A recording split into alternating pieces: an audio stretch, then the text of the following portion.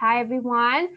Before we actually start, I would just like to go through the whole agenda for today's session. So it gives you a clear picture of what's going to happen in this Tauke Talk session. Yeah. Okay. So first of all, I will be going through the guidelines. So the guidelines is the overall guidelines to follow in this session. An introduction is where we get to know a little bit more about Kenny and his business, Bitesize Visuals. And also then we'll move on to the main sharing session where Kenny will actually share his entrepreneurship journey. And then the Q&A session will be addressing all of the questions that you might have. So if you have any, please leave them in the chat. And during the closing, we'll be talking about the next Tauke Talk session and our current flagship program, RYSE Online 2021. So please be reminded the guidelines of this session are please stay muted and also turn off your video at all times. If you have any question, please ask them in the chat. We will ask them to Kenny during the Q&A session. And also please be reminded to use respectful language in the chat. My name is Cindy and I'll be your host today. Welcome to Tauke Talks, a series of sharing sessions where small but mighty business owners share about their motivation to start their own business and the story behind their journey. This sharing session is brought to you by RYSE, a Malaysian research and social outreach project that empowers Malaysian youth through entrepreneurship. And RYSE is supported by Citi Foundation. So we believe that entrepreneurship is not only for the big startup, the well-known startups with high technology, but also for the small but mighty business in Malaysia. So RYSE aims to showcase these stories of small local business that are persevering and still chasing their dreams despite the circumstances.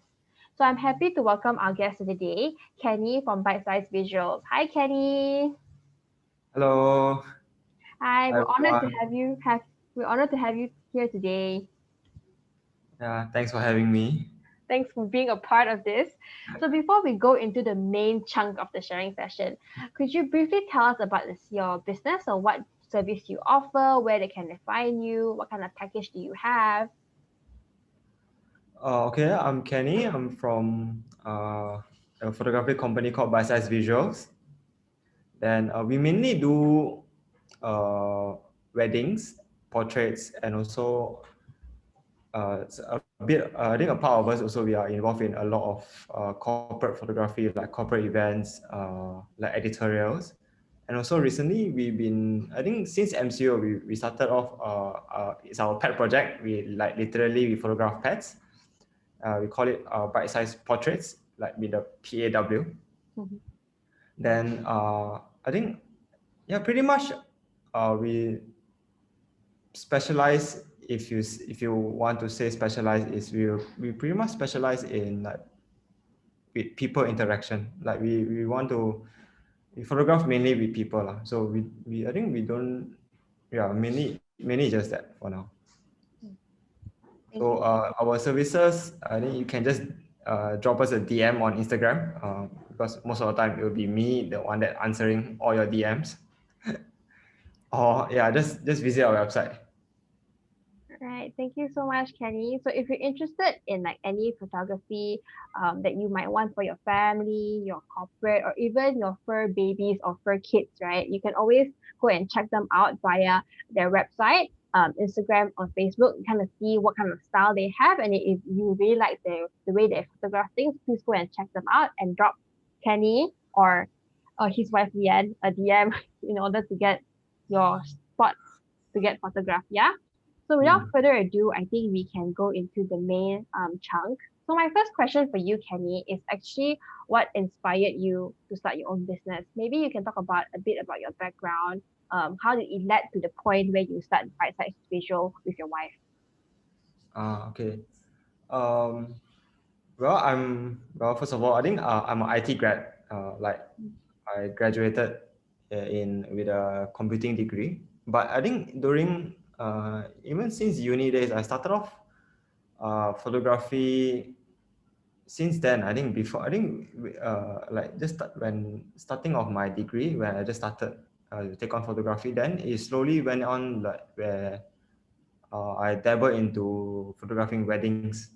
Mm, Then after that, I think as it is, I find there is an excitement of photographing weddings, the rush, the schedule, the able to think on your feet. kind of moments. Yep. So I think from there on, then it slowly started off where I think a friend of mine that I usually tag along with kind of like challenged me to like, hey, why not just give it a try to like start your own company? Mm, Then from there you can perhaps also develop your own style, your own uh, all the knickknacks that is a bit intangible. Intangible knickknacks like your own personal experience on running your own business, and mm, also yeah, not just business side, and also even for the on the photography end as well. Yeah, it's a self discovery process. mm. So it started off from a passion project Yeah. to a real business.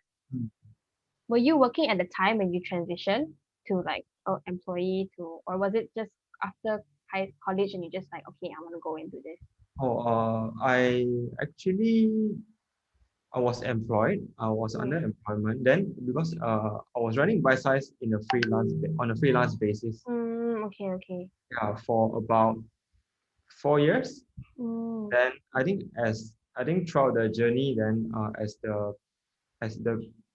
business picks up, then I made a decision about 4 years ago mm, to go full time to run this. So I'm running this pretty much about almost 3 to 4 years already. mm. Also, it's actually a very calculated risk you took to leave your Yeah, employment to. uh, Okay. not a straight on dive into the deep Yeah. kind of process, but rather it's a stepping stone, I would say.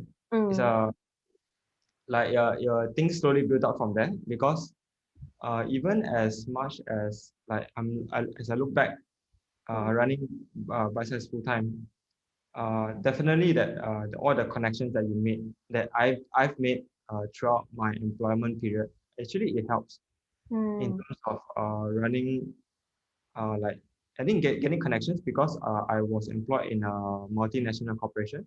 Yeah. It's a Japanese company, so I mean I think during when I was employed, I think I get to meet friends Mm, not mm, just in the local context but also in the international context. So when I actually went into full time, mm. I still maintain a bit of this context here and there. Yeah. So it does benefit uh, even running my own company. Mm, yeah, I think yeah, it's good. It's a good point you brought up, lah. Like having connections is very important, especially when you first start out a business. So with that, you said that you were doing like with connection and also doing it like a freelance kind of job. Hmm. How did you actually uh, you move on to the challenges, right? So what kind of challenges that you had when you first started and how did you overcome them? Was like getting people to actually hire you, was it a problem in the first place when you started, or was there any other challenges that you faced when you first started? I think definitely that there are many challenges. Yeah. Just that one of the most prominent one was especially when you are running a small business. Yeah. Is I think your brand presence and also your brand confidence that it uh, it was a big hurdle that we have to continue to that we face on the earliest phases because I think as you start, I think there's no a big portfolio that you can show. Mm, There's no credentials or there's no accreditation that you can like even convince potential all your potential leads. Then there are some bargains that you chip of the bargain that is off the table. But mm, I think to overcome them also is it takes perseverance, it takes tenacity that what we did is we just continue to press on we faced so many rejection in the earlier days. I think now also got lah, but like I think in the earlier days is even more because we have it's another challenge for to convince client when on a portfolio that we don't have. mm, so you So actually reach out to a lot of clients. and also in the earlier phase, that's where I felt that the connections that you made or the network that I have make a lot of significance where Mm, I think it is your connections that people know you personally. So like mm, there is a indirect confidence that they know you, then they can in a way like why not just give it a try. Then from there you get content that you can start rolling. mm, So like sometimes I always believe that like content are basically like your company, like it's a snowball effect where the more you do it, the more you keep rolling it, then it gets bigger. mm, So I think it helps from there. Then I also believe that that's how, looking back at that time, that's how we kind of like overcome that hurdle. mm. Right. Any other challenges when you first started, or that was the main bit? Other than that is a lot of administrative tasks that, uh, especially when you're running your own business, Mm, a lot of people may not know. Like, oh, sometimes we may think that running our business is like be your own boss. mm, Like mm, pretty much, there is a freedom, but I think there's a price to pay for it. Like I think I remember I heard someone mention like you left your 9 to 5 just to work 24/7. So pretty much that's entrepreneurship for you. mm. Never unending. Okay. Yeah. Also, a lot of those small challenges, like I think simple things like all the administration stuff, like getting your business registered, Mm, then having a proper accounts, having a proper books mm, for taxation purposes. mm. Those are some things that we don't learn in school. So, Yep. and also like among our peers, also we rely a lot of like peer support, like just to find out like, oh, is this correct, or is this the right way to do it, or is it, because like we don't want to get like tax penalty, especially Mm-hmm. when it comes to taxation. Yep. But also like for me it's a bit easier in terms of the finance part, because I've seen on a bigger scale as back then when I was in underemployment. So that is Yep. one of the benefit that I got from that. Mm. All right. Thank you so much for sharing about that part of your business. And now we've known a bit about challenges when you first started. We're gonna in go delve into the pandemic period. So can you share a little bit about the challenges your business faced during the pandemic period and how do you adapt? Because I know photography is it has to be like a face to face thing, right? And you talk about how you usually shoot people. So was it hard when the whole lockdown happened, and how do you actually pivot your business? In terms of where MCO was, it was a different challenge that we had since last year. That I think one thing we did that helps is to remain to help our client actually, like uh, I think give assurance. I think like giving assurance to client that we are there for them. Mm, Especially we have like last year MCO, we have clients that suddenly like lockdown, then everything, all the plans went out the window, then everything yep. have to change. One thing we did was we just give assurance for the client that we will work things out with them. Mm, mm, I think what we did was, yeah, we offer flexibility in terms of like uh, mm, you can do a smaller scale ceremony first, then uh, we decide the dinner later. So it's like in terms of the payment, in terms of the invoicing, we make it super flexible. mm, mm, mm. So that for them, we try to eliminate one thing for them to think about or to worry about in this season. Mm, that's good. I think a lot of people, especially those doing weddings, right? They're already Yeah. very stressed, and then with the whole And lockdown. especially like when lockdown keep happening every 2 weeks, then Yeah. people are participating every 2 weeks. So one thing we did was we just give assurance that okay, we are there for them, and we just plan with them.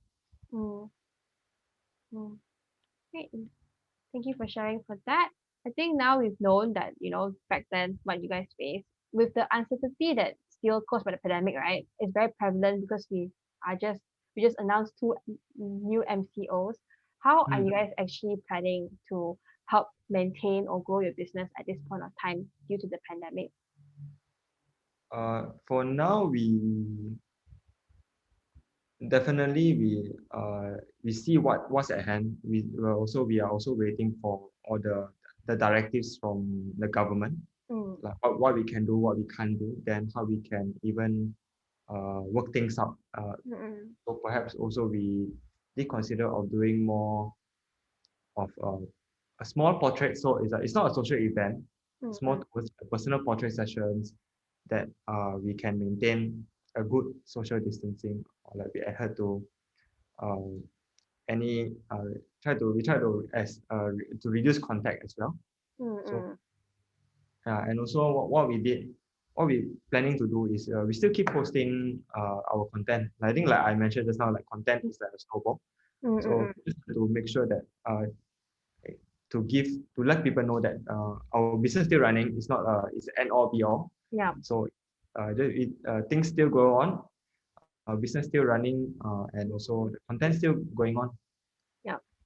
So you guys are strategically planning all your social media posts, right? Mm, From different shoot that you had before, is it? When you talk about content. Okay. Okay, it's good to hear that. I think yeah, that's a good tip to have. I think for any business is to keep updating, telling your customers that you're still there. Um, yes, that's yeah. correct. I think I have one additional question, not with the list that I've sent you, but more of like I'm curious, was it hard for you guys to constantly check whether you guys are following the SOPs as a business, right? Like how was it frustrating for you as a business owner to be like, oh, what can I do with my business and what I cannot do with my business? Excuse me. Definitely yes. There are like challenges in terms of what can we do legally, like also what can we do in a socially responsible way as well. So some things are not in black and white, but Yeah. some things are pretty much like we just have to let ourselves know that how can we like reduce contact.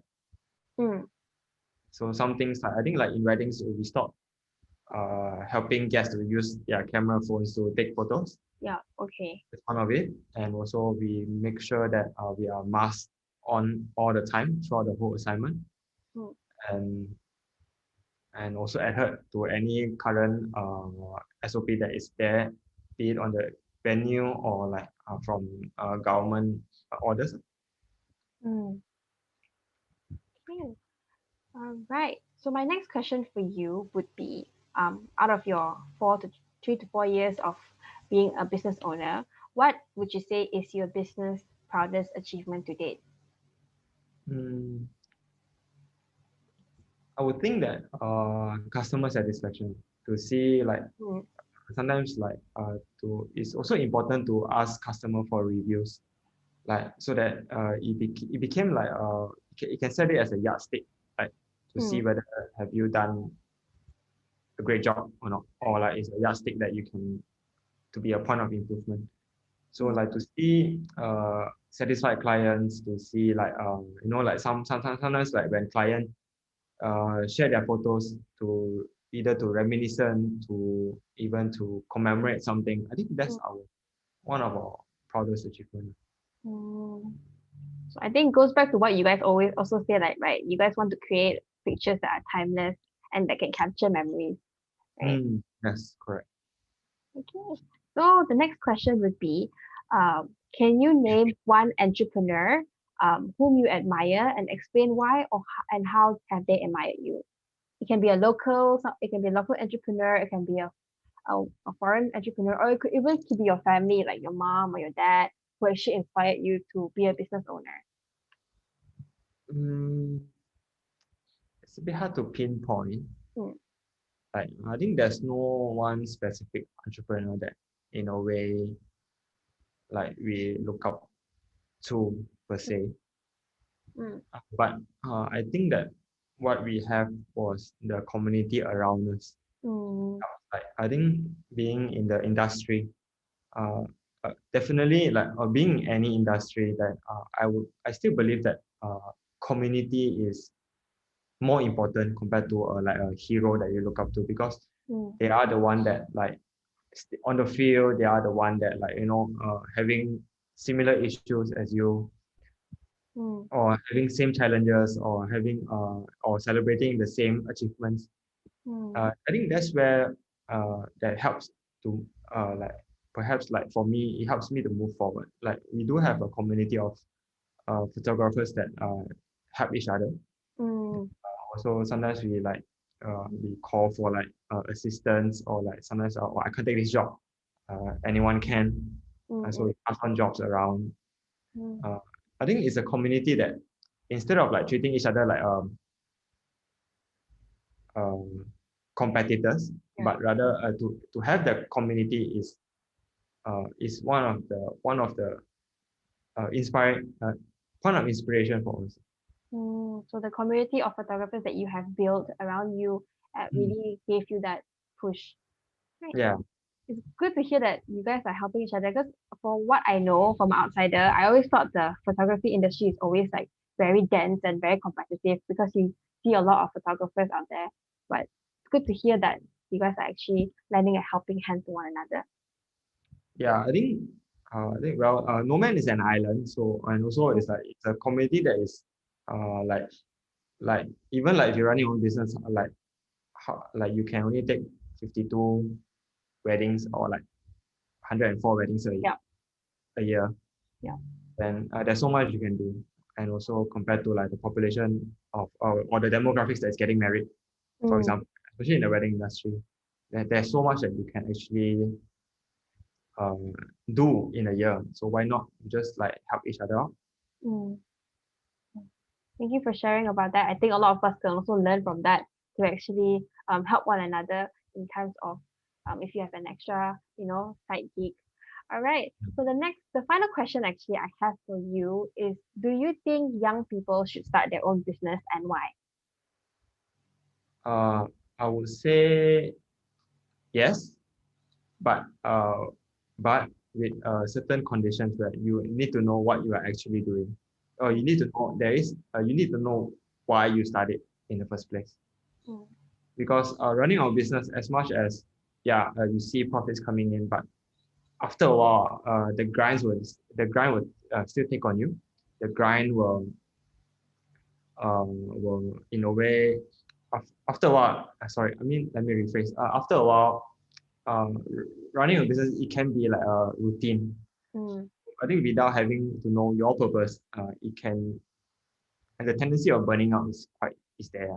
mm, So yeah, I mean, and also, but there is benefit of running to start up your own business mm, is you get to see something grow. It's like how you grow a plant which is tangible, I think, but business is considered partially intangible in a way that you actually see it growing without having to see it in a physical form, mm, unless you have a pestle and mortar version of your business.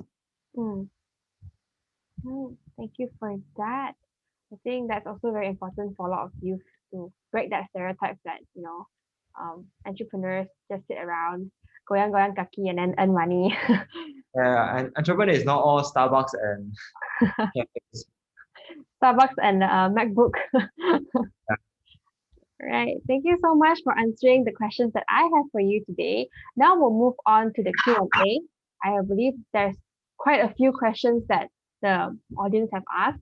So the first question is, um, hi Kenny, when did you know it was time to leave your full-time job behind and start your photography career as full-time? How was the transition? It was. I think it was a big decision to make. Like when I know it was time to leave was uh, as I think as you run for employment, and also as you run as a freelance basis, there will be a balance of commitment that you feel it. Where let's say if you're starting out as a freelance, then definitely that the commitment of running a business is not that much compared to the employment. But what happens if your business start to grow, or your business or freelancing start to grow? Then you can see the tip of the scale that is changing. Mm, That's where I felt that is a time for you to move on. but also for me it was a calculated effort where I make sure that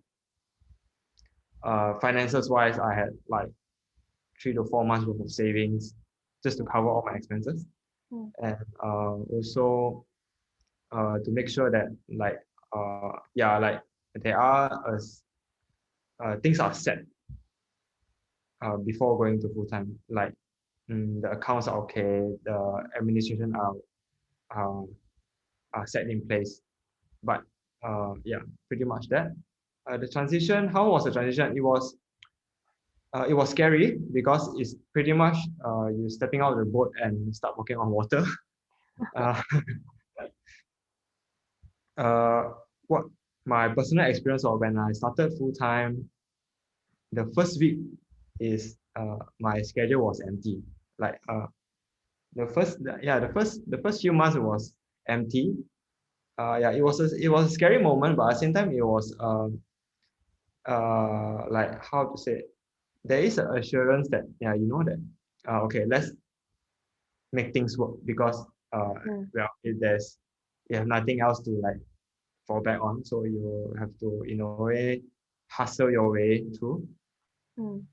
So from there on, yeah, yeah, for me my transition was, it was a bit scary, but after that, as you, I think over the years you kind of get used to that feeling already. The feeling of uncertainty. Yeah. Okay, thank you so much for answering that. The next question is, when you made the decisions to leave your full-time job to pursue photography full-time, did you have any doubts? What did you have to take into consideration before you made the decision? I think you answered that, but mostly, did you have any doubts when you transitioned into making this a full-time?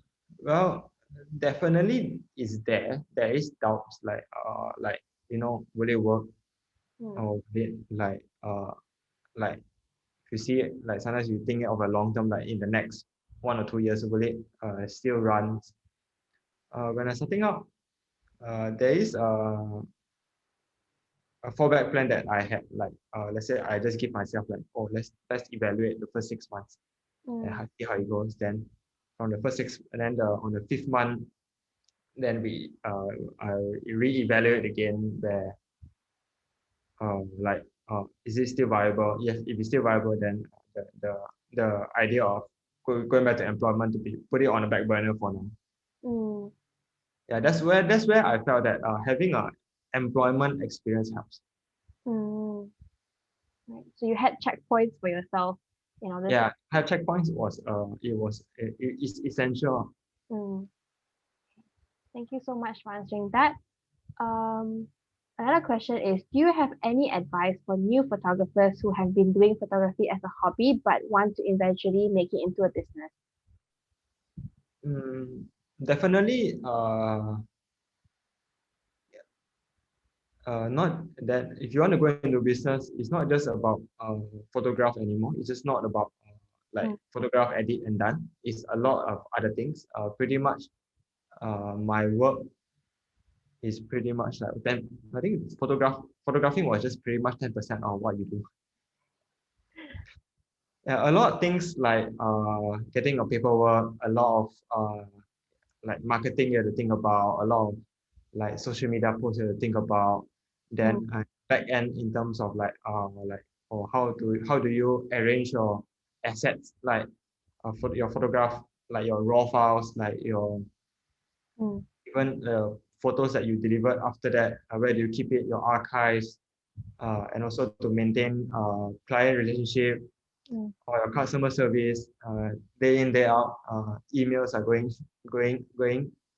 Like you want to deal with your customers and deal with potential leads, and also there are a lot of things that you pretty much do, and not just that you had to mentally prepare.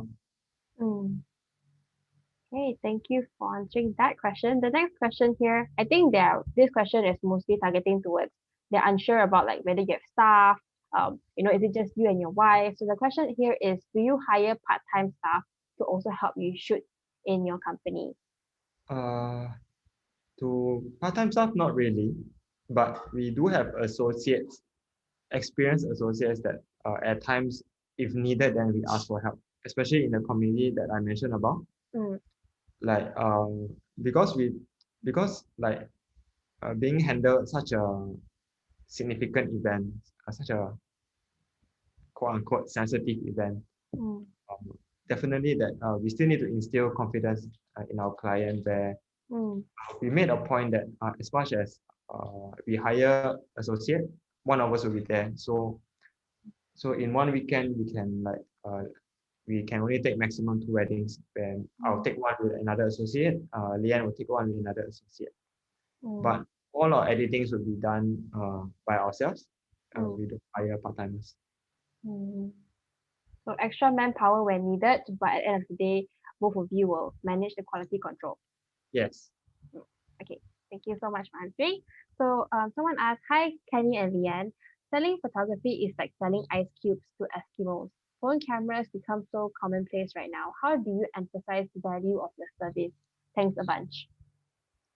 Well, definitely that uh, the marketing for phones are quite out there right now. I think technologies are out there right now.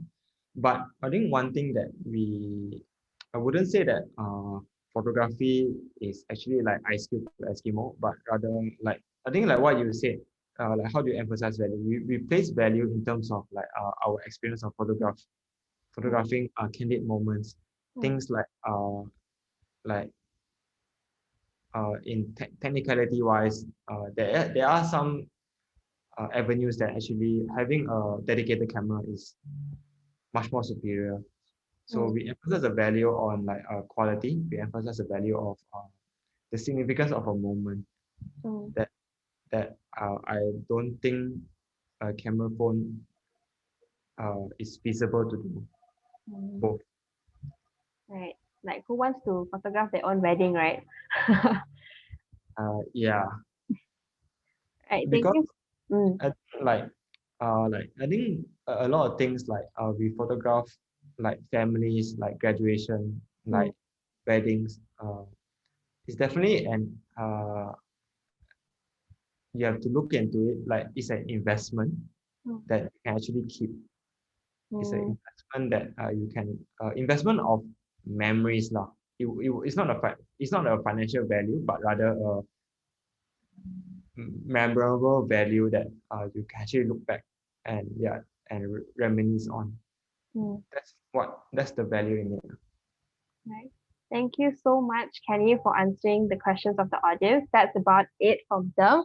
Thank you so much for your insight. And that was Kenny, everyone, from Bitesize Visuals, sharing his experience at Tauke Talks, brought to you by RYSE and supported by Citi Foundation. I think his sharing today really motivated me in how he value business and how structured and planned was his transition from being an employee to now himself a boss of his own company. I think a few things we can take away from here is that make sure we take calculated risks and make sure that whenever we think about whether it's our passion, to make sure we always have a fallback plan and also to checkpoint every part in our life, whether you want to be an entrepreneur or not. I think those are very valuable insights that we can take away from Kenny's sharing today and apply it to our lives in order to achieve what we hope to achieve in our life. Yep. So if you have enjoyed this session and you really want to find out more about bite-sized visuals, you can always look up through their social media and also their website. And if you're interested in anything, any memories that you would like to capture throughout this for next year or after the MCO, please do um, hit them up through the DM.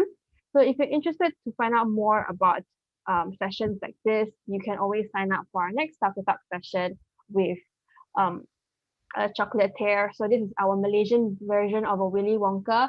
So he is actually he really loves chocolate, and Neil is actually the founder of Neil's Artisan Chocolate that is creating artisan chocolate that is based here in Malaysia. So if you're interested, please do sign up via the bit.ly below. So bit.ly/Tauke Neil's Artisan Chocolate that's happening next Wednesday at 3 p.m.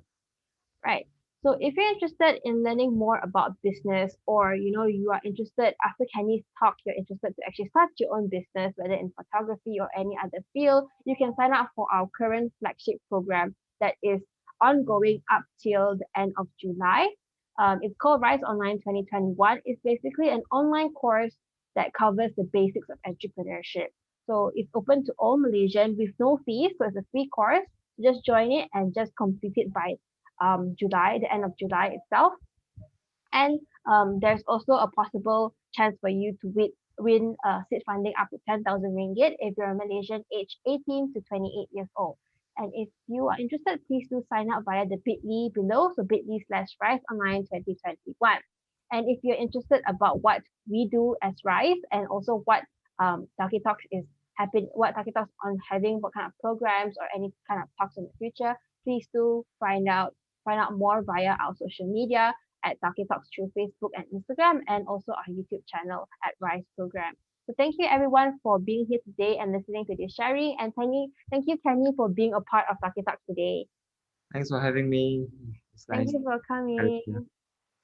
Thank you. Bye everyone. See you guys. Bye.